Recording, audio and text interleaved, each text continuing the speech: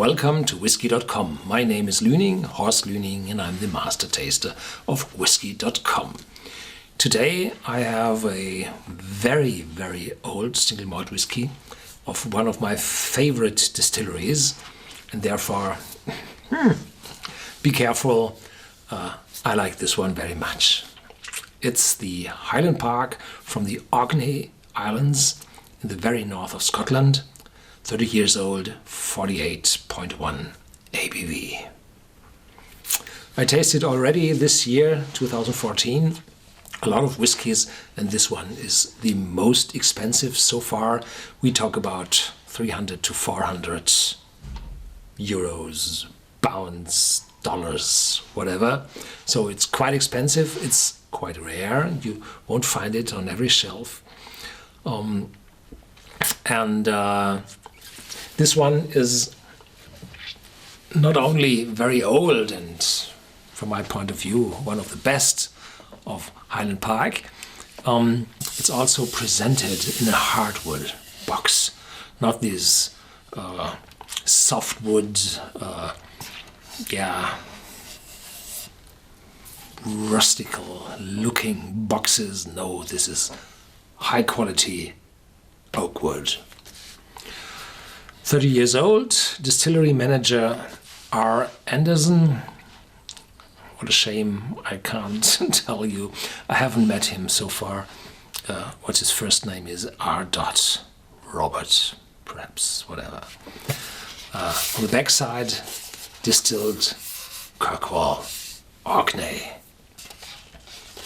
Kirkwall is the capital of the Orkney Islands, and Highland Park is the name of the area where the distillery resides. So you have the lower part of the harbor, then the mid part, and the Highland Park is very up on the hill. And inside you find this wonderful bottle. We have a look quite shortly in this. And there's a small leaflet, 30 years old, and on the back, a nice tale. An exemplary Highland Park reminds me why I fell in love with whiskey in the first place. Yeah. John Hansel from the Malt Advocate magazine in the USA. Turning it by hand, aromatic peat. So Highland Park is one of the very few distilleries in Scotland which still have some maltings left. I doubt if they are able to produce all the malt for their whiskies on these malting floors, but they are still having the possibility to malt. And the whiskey 30 years ago might have been produced by 100% of their own maltings. This might be. And aromatic peat, that means that there is some smokiness in the barley, in the malt, because the malt was dried over peat fire in former times. Not too long, Highland Park isn't famous for high smokiness, and the older the bottles become, the less smoky they are, because the longer you wait in the cask, the more of the oxidation is taking place and the smokiness is reduced and more aromatic aromas appear out of this smokiness. So the very young whiskies are much more peaty than the old ones. Sherry oak casks from Spain. Yes, this whiskey is matured in sherry casks. You can see Highland Park isn't coloring its whiskey with spirit caramel, or not coloring it, and so all the color here comes from the casks and from the sherry, which was matured before in the casks. Cool Orcadian air. Yes, the temperatures on the Orkney Islands are very rarely going up above 20 degrees centigrade, so most of the time you have around 14, 16, 18. The Gulf Stream is going up there, so it's not too cold, but it's also not too hot. Yeah. Enjoy the perfect glass of Highland Park. First, Hold your glass to the light to enjoy the coppery amber glow, then tilt and rotate it to see beads of whiskey appear on the inside of the glass. Because this is a strong, great quality whiskey, the beads will be tiny and barely even begin to fall down the glass. Next, add a drop of water and take 3 long sniffs.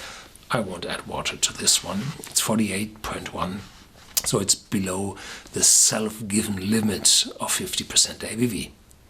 The first sniff just gets your nose used to the alcohol.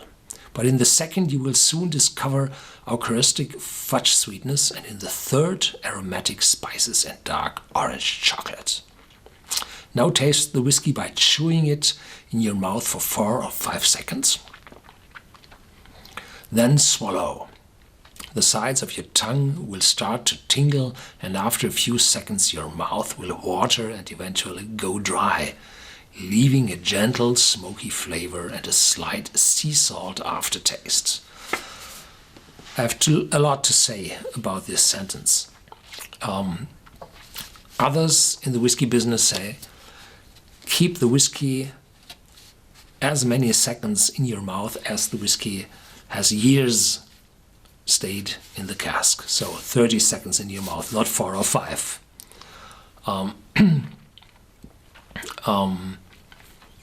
Then sniffing the whiskey several times, yes, of course.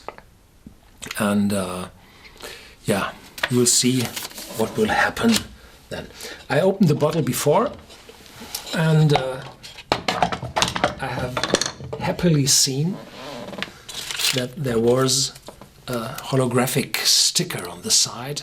So whenever this sticker is missing, be careful, it might not be the original filling in it. The color is dark, dark amber, and you can see the sherry and the oakiness already by the color. As I said, not colored.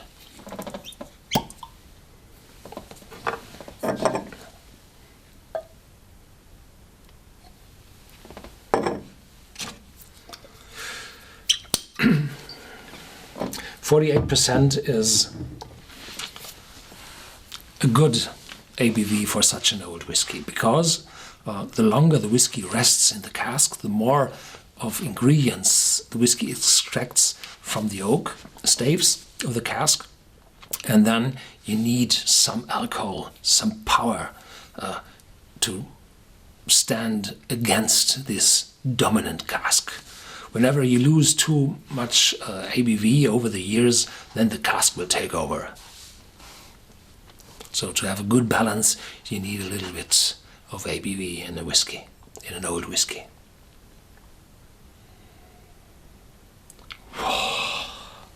Such a strong impact. There's so many ingredients in this whiskey. In the beginning you have a very, very slight peatiness, and this peat is far less than you are able to find in the 12-year-old or in a 15 or 16-year-old. So here most of the smokiness is gone and is converted into more aromatic aromas. Then there are spices in it.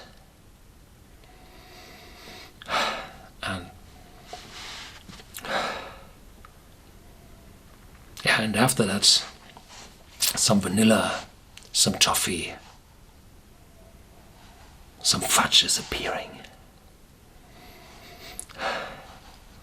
And then the old cask with licorice, dark chocolate, some bitterness. No. There's a strong aromatic note from the old casks, and this is between bitterness and peatiness. Very, very interesting. And if you put your nose quite a distance from the glass, then you're able to taste vanilla and toffee. Have a first sip.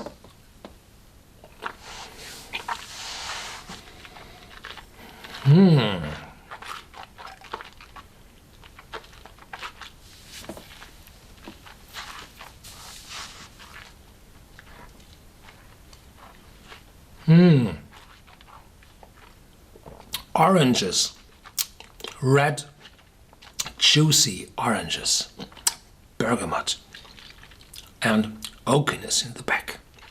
A little bit of smokiness, not much, but oranges, oranges, oranges. Chocolate, cacao in the back. A light bitterness appears, and the spiciness, which attacked at first your tongue, is fading away quite fast. Now the very, rewarding feeling in your mouth. A lot of aromas, still sweet from the oranges. Astonishingly sweet.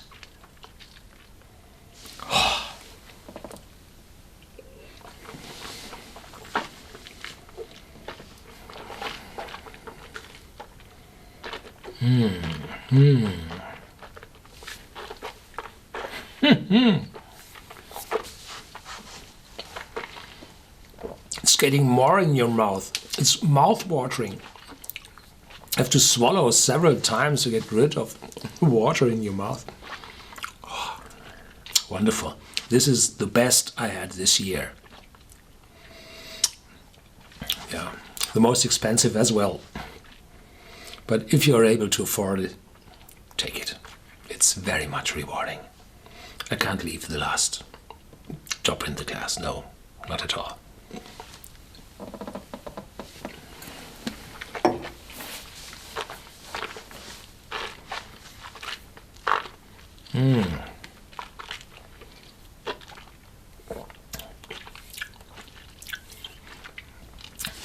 When you have the liquid in your mouth, the whiskey in your mouth, then it's sweet and orange.